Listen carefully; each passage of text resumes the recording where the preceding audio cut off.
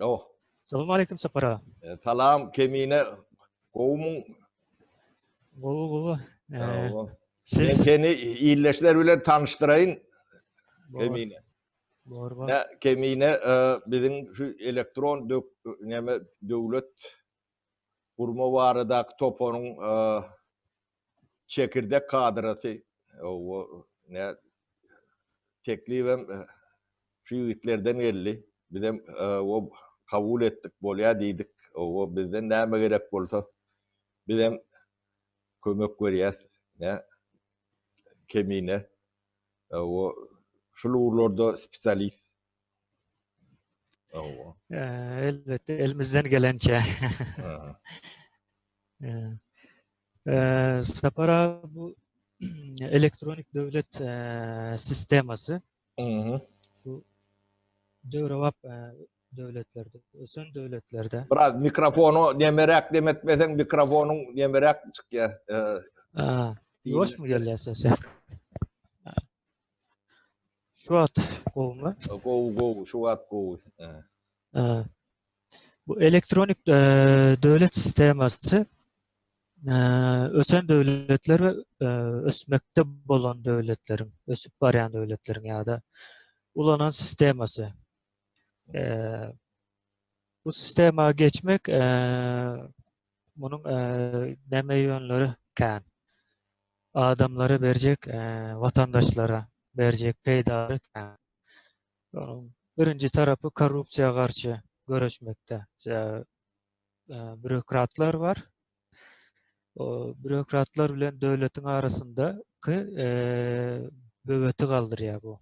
Mesela vatandaş, şu devletin, yurdun rahatı doğrudan devletin işlerine öz eli bilen yetişip edip biliyor. Arada bürokratların ya da başka vazifeli adamların yer almanlığı ya da indadan. Şunun için bu elektronik devlet sisteması bizim için mecburi bir sistema. Ondan şu krizis yağdayında krizis yağdayı diyelim yurdun den yarım daşarda hem bütün dünyada koronavirüsü var, işsizlik var, hem yurdun içi e, yurdun içi kov yağdayda del, o tayda kanunsuzluklar var ve devletin yok olup gitme korkuları var. Şu an bizim görenlememiz, gözetimimize göre.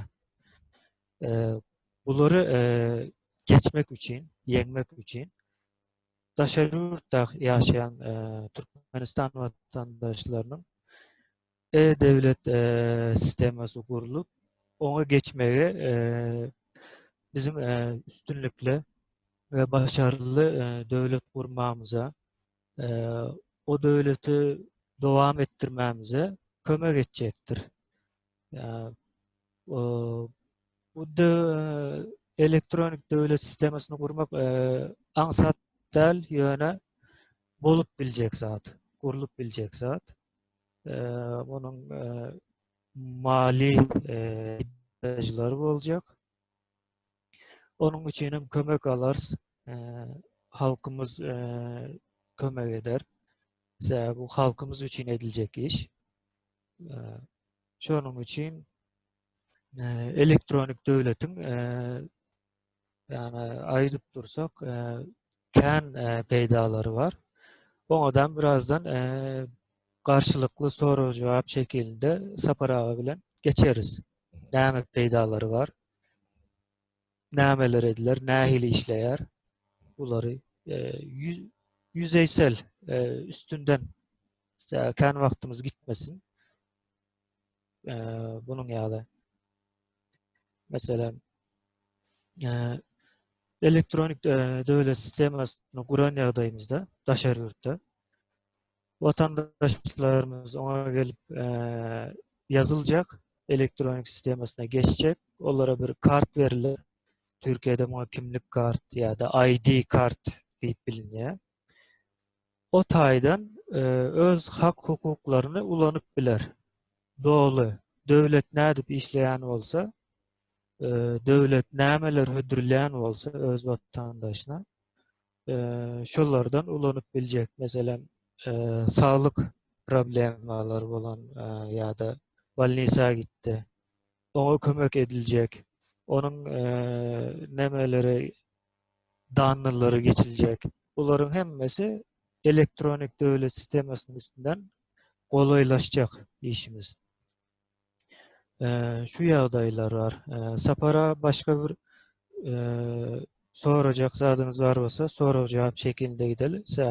Aklymyza gelmedik zatlar aklymyza gelýär. O, Onun peýdasy bul, soraw jogabym. o. Ya kemine ben bu teklip bilen ikellep ravi gollayan o iyileşlemeden gollar dip düşünýände bu yeke bu yani bürokrasi yeňilligi däl yani korrupsiýaň nemesine yeňillik neme bolýar da böwet bolýar da yeke o da däl ne Türkmenistanyň şu wagtky ýagdaýy bu hökümet mewritini bitirdi inson gitmeli. Doğru. Görünüp duran. Hiç yankı bunu çekişer ýalak, tartışar ýalak hiç nemesi yok bu. Ya 5 aydan gidecekmi, 2 aydan gidecekmi, 7 aydan gidecekmi? Onu ýagdaýlaryň özü görkezler. O ýöne bu nemesini doğru. Bu dowam etme mümkinçiligi yok. Ol gaty aýdyň zatda. Onu hiç yankı düzeler ya da çalarak düzeler üýtger diýlen neme adamlarda olur ýalap şüphe de galmady. Başlan. Hakykatdan bu şeýle. Bu şeýle digini olaram düşünýändir. Olaň öýlerim düşünýär. Kemine. Doğru. O şoň üçin yankı eden jenayetlerine öýler bilýärler. Inni logika boyunca şular jenayet eden jenayetlerinden tirilmek için iyini bulaştırıp gitmeliler. Yani täze gelecek hökümet kuruljak bolsa şoňa päsgelçilik bermeli. Bir onuň iyini hawos öğretmeli. 2. Onuň ýene başga kynçylyklar bizim kellämizde gelmeýän kynçylyklary öğretmek mümkin. Şol nukta nazardan ben gowy sebebi hawosy eňellýärdi şu sistema. Yani bu Doğru. şu wagta çelni bu da ýuwaşlyk bilen ilki kyn bolsa da adamlara mewrenşer. Bu sistemada yerine oturur. İkinci tarapdan şu bizim regionumuz gaty bir aktif region. O taýyň oýunçulary ul oýunçular var. Türkmenistan şolaryň içinde en kiçijegi. Ya kiçiden hem kiçisi. O şol oýunçularyň nähilek oýun tuzdurjaklary o da ul lokan toğru alamatdyr elmi damada. Olum bilen türlü hawoslar döredilip bilinler. Ine biz şol atlaryň öňüni almak üçin bir ädim näme de bolsa hawosyň yerine bir sistema var da gural var, guruluş var. Yani burun döwleti hökümeti aýryp ertesi gurban bolan hökümet diýilen zat.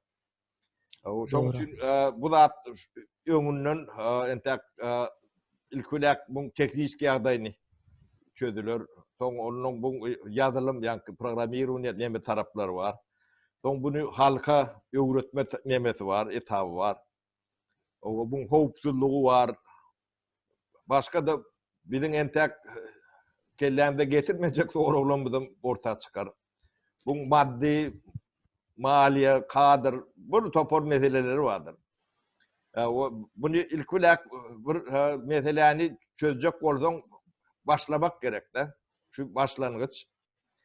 Bundan başka da hökümetten başka da hökümetin gapdalynda ýanyna bolmaly guramalar var da. Hökümete değişiklikler guramalar. Yine Türkiye'de ne odalar birligi diýip bardyr. Yani injenerler, arhitektörler bir odası vardır. Yani çiftçi diye dayhanlan nemesinin bir döwlete değişiller organlar vardır. Onun pudokloyun sindikat diyalak nemeler vardır. Ve işveren nemelerin hakkını yankı döwlet bilen nemetme üçün şol realak guramalar döremelle. Ya o hemme zatı ýeke hökümete tawşyrlayan nädir? O demokratiýa bolanna bu ikagramlylygy bolýandyr. Soňam Elbette. yankı parlament bolanna da hökümet bolanna da o taýda professional adamlar oturýan nädir? 95% professional däldir, öz uğurlarından bolsa. Bakanlıklarda, ministerliklerde de şolar ýalakdyr. Ine şu odalar, yankı birlikler diýerler, türkmençe o şeyler hep bolýar-da. Şolar eýen professional nemelerdir. O haýsy ural bilen nähile işlemeli, haýsy kanunlar çykarmaly, yankı eýen bu normatif aktlar bolýar-da. Şolary şol eýen professional derejede işläp, onuň hökümeti hödür edip, hökümet onuň karar kabul edýär-de ýa-da parlament ýa meclis. Bunu şolary ýalak deme vardır. O yankı hökümet bolanlar hemme kişiden akıllı, hemme zaten bilýän hökümetlerimiz var-da. Bunu pohon bilmeýänini biz bilýärse, kemine sen hem bilýänsiň, ýaşam bolsaň. Şolong islenlik bürokrat demesinin 95-98% kompetensiýasy pestir, ýokdur. Dünýäň köp ýerinde şolar ýalakdyr. Ýeke Türkmenistanda däldir. Şoň üçin bu gaptallarda sindikatda meňdeş nemeler bolýandyr. Birlikler, odalar, professional nemeler. Ine şol yankı yemäni ayakta tutýan şodur. Döwletiň öňümçiliginem, pudoklaram we hökümet diýilen zat bugun gelýär, ertir gidýär. Ömürlük hökümeti hiç wagtam hiç ýerde ýok. Ýöne bu professional nemeler galýar. Şo halkyň şol nemesi baýlygydyr, akylydyr, bilgisidir. Bilgisi taýda toplanýar. Hökümetde däl. Hökümet 4 ýyl, 5 ýyl işläp bildi. Gelir geçer, son başkası gelýär. Doğru, Şu atlar üçün şu atlar şu atdan gurulup başlasa yankı hawosyň öňümizde geljek hawosyň öňe alındy bolýar-da. Doğru. Aýdyşyňyz hökümete onanyp döwlet gurulmaz. Yani, bizim bu taýda etjek bolýanymyz bu elektronik döwletiň nemesi. Wagtlaýynça bir hökümet gelip biler elektronik döwletiň guruluşunda, onuň ösüşinde. Ýöne hemişelik galjak däldir. Şonuň üçin döwlet bilen hökümeti aýry tutmaly biz bu ýagdaýda. O ýanky aýdan birliklerimiz, odalarımız, sendikalarımız bular döwletiň içine girýär. Sebäbi bu galyjy tejribe bilen dowam eden yıllar ya hökümet el aýdyşyňyz ýaly 4 ýyl 5 ýyldan soň gidip biler ýöne odalar var. Meselem Türkiýede 80 ýyl 100 ýyldan bäri bolan odalar var. Birlikler var. Şonuň üçin biz bu elektronik döwletiň üstü bilen halky we ukyply hünärli adamlary aýyryp ýöne arasynda bir köprü gurmak. Aýyrmak diýende aýyryp näme däl. Aýyryp içinden saýlap olary kömek bolmak. Ondan soň ollardan geljek yani halka geçirmek bolar. Elektronik döwletiň bunun içindeden peýdalar var. Bizim işimizi golaylaşdyrýar. Daşary ýurtda ýaşaýan türkmenler hemmesi bir ýerde ýaşanok ýa-da bir ýere toplananok. Elektronik döwletiň üstü bilen biz bulary toplamaly, biriktirmeli. Bunun meniň pikirimçe häzir şu wagtda, şu ýagdaýda getirjek iň uly peýdalaryndan biri bolar. Elbette ondan soňky ýurdun içine geçiş demesinde wagtynda bunun wezipesi ütkär. Ýagdaýa görä näme diljek bu? Östüriljek. Ýagdaýa görä bunun içindäki kadrlar oňa görä özüni ýetişdirip karar alınjak elektronik döwletde. şu var hazır. Benim aytjagym. Ondan Kemin soň sözüň bölünmeden yok. Buyurun. eme daşary ýurtda elektron türkmen döwletini hökümetini gurmak has aňsat sebäbi hem ýerde internet bar da. Şondaň içinde gurjak bolsaň o ýanky könürüşde owalaryna ýanky öňkü Oktýabrsk raýony şu wagtda Türkmenbaşy raýon diýilýär. Şo daýyň owalaryna zatlaryna internet diýilen zat ýok. O beýleki ýanky guşgy kalaýmor o töwereklerde ýok. Köp ýerde ýok da.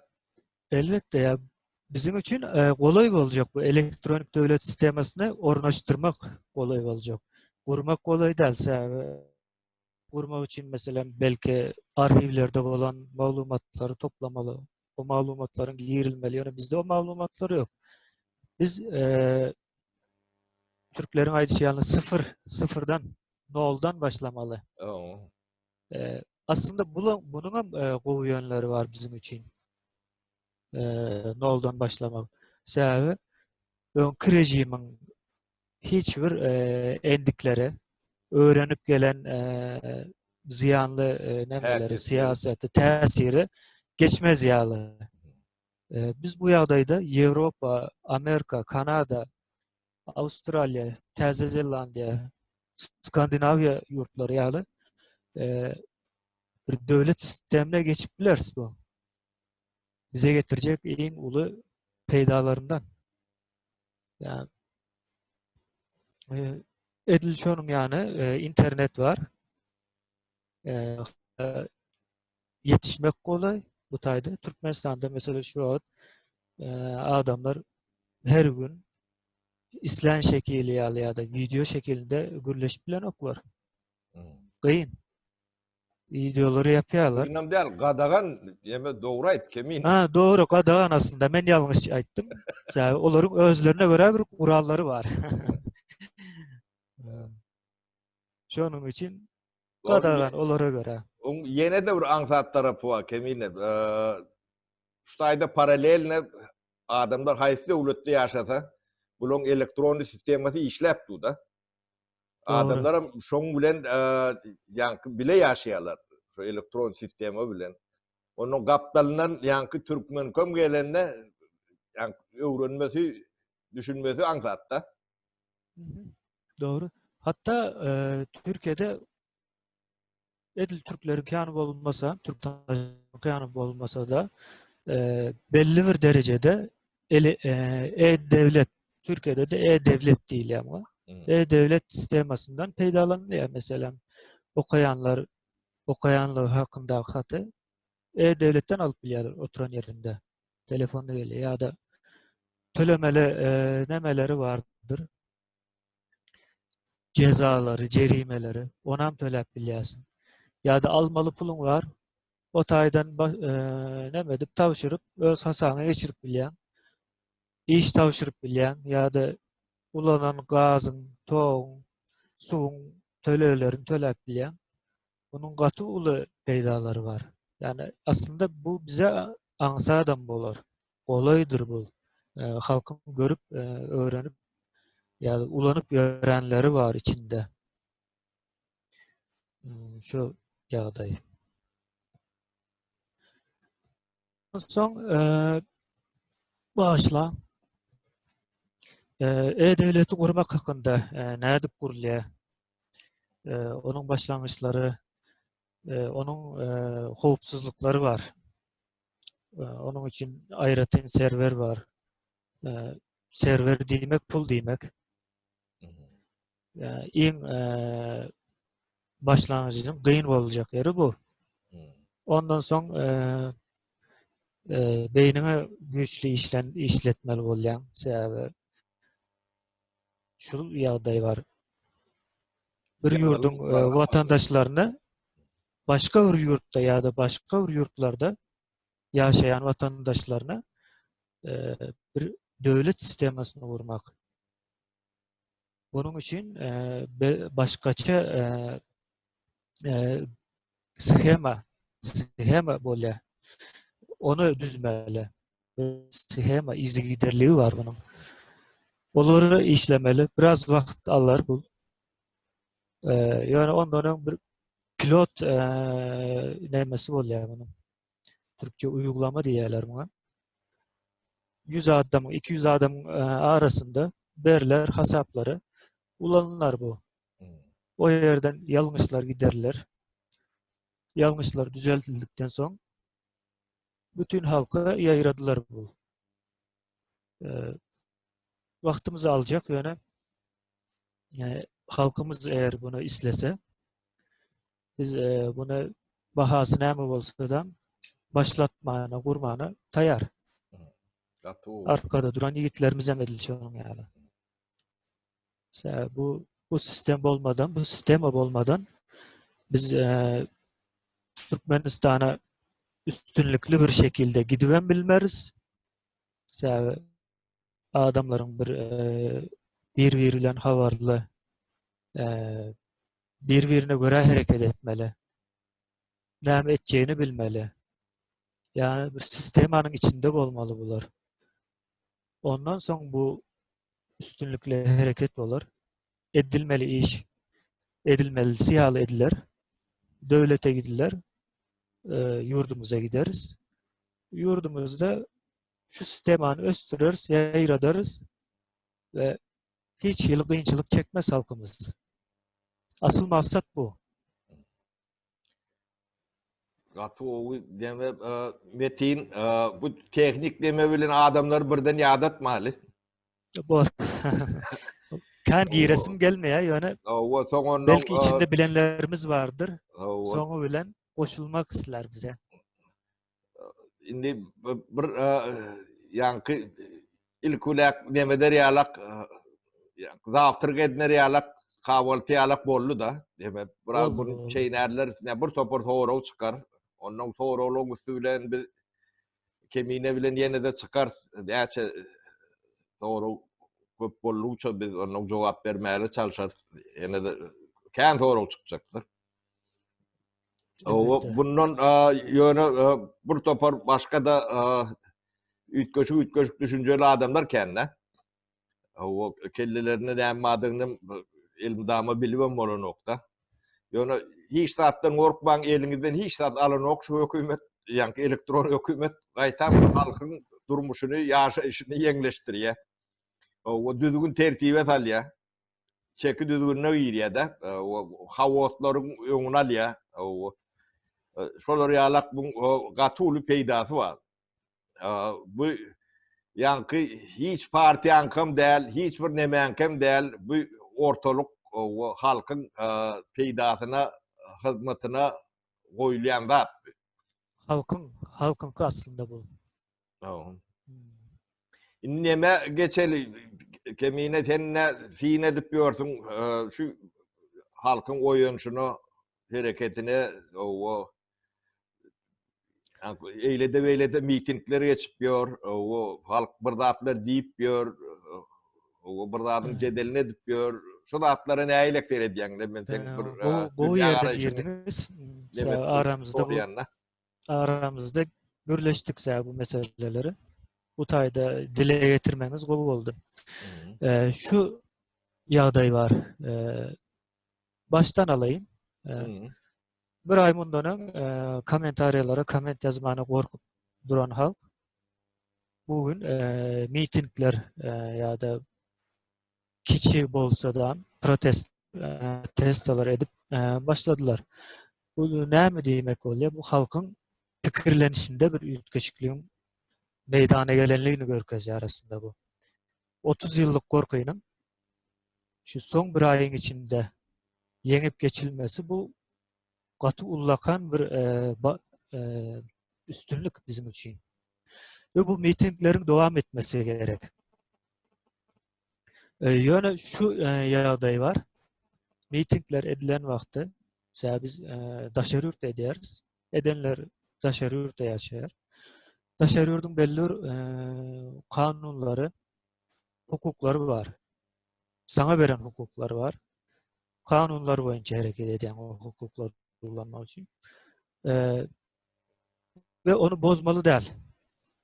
Mesela 29'unda olan konsolosluğun önüne çıkılan mitingde o tayda mesela polise, Türkiye polisi sizin ediyanınız kanuna layık değilliydi. Şu ediyanınız kanuna layık değilliydi.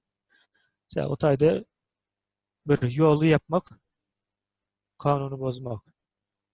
Yol yapılmaz. Polisiye ruhsat verer. Önünden onu dokumentasyon dökersin. Ondan sonra polis sana gelir, yol yapar. Senin için yapıp verir yolu. Sen şu tayda dur deyip. Yani bu zatlar bolmadık. Bu zatlar kem ediliptir. Ya da kendi fikirlenmen ediliptir bu işler. Ee, Şimdi bu bir mesele. İkinci mesele adamlar konsolosluğu ilçihane bilen karıştırıyorlar. İlçihane Ankara'da. İlçihane Ankara'da yerleşiyor. Konsolosluk İstanbul'da. Şimdi ilçihane bilen konsolosluğun arasında var. Katı ulu tafavut varsa bunu adamlarımız bilen yok. Gördük bunu bilmeyenliğini. İlçihane Türkmenistan'ın ya da aklınıza gelen her haysi devlet olsa olsun onun ilçihanası o devletin diplomatik vekilidir. Edil o devletin bir toprağından bir parçası. Türkiye'de mesela Türkmenistan'ın ilçihanası Türkiye'de yerleşiyor. Şunun yani fikir edin. Edil Türkmenistan ilçihananın nemesi Ağrıçayı. Yani konsolosluk nemi bu tayda? Konsolosluk Türkmenistan'ın təcirçilik, sövda, ağrı atnaşıklarının vekili. Onun hiçbir siyasi ya da diplomatik gücü yok. O tayımağın hiçbir manisi yok. Konsolosluğun adına. İlçihananın önüne gelip olur. İlçihananın önünde görkezli bilinir. Yine bir yağday var. Konsolosluk, ilçihana, Türkiye devletinin koru güçleri tarafından koruluyor. Polis olsun. Yeri gelse amon, çevik kuvvet değil ya bu tayda. Onların girişimler yağdayın derecesine göre. Yani onlar korumak mecburiyetinde. Mesela kanun boyunca eğer internete girip yazsanız konsolosluk, ilçihana deyip yazsanız o tayda çıkıyor. Onların hakları, hukukları, onların personelinin korunması, o ilçihane ya da konsolosluğun binalarının korunması. Hemmesi Türkiye'de olan olsa Türkiye devletine değişli. Türkiye devleti hiçbir zaman göz yummaz. Mesela bu tayda siyasi bir problem olup kalacak eğer göz yumsa. Bir zat bolon yağdayında. İsle Türkmenistan'ın vatandaşlarından gelsin bu hov. İsle başka bir adamlardan gelsin. Tapavdu yok. Her türlü yağdayda bunu korumak mecburiyetinde. Şunun için kanun bozuluyor. Yani bizim halkımızın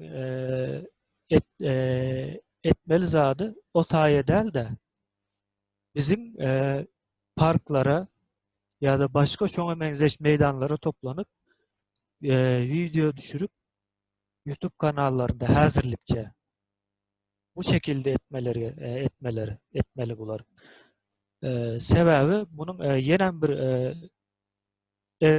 tarafı olabilir. Eğer kanun izgider bozulsa Türkiye devletinden şunun yanak bir karar çıkabilir. Türkmenistan rayetlilerinin bir yere toplanma qadağan edildi. Bu yağda çıkabilir. Eğer bu yağda çıksa tayarlanıp duran ulu mitingine bir böğüt olur. En esası bu ulu miting. Ulu mitingde haber kanalları çağrılacak.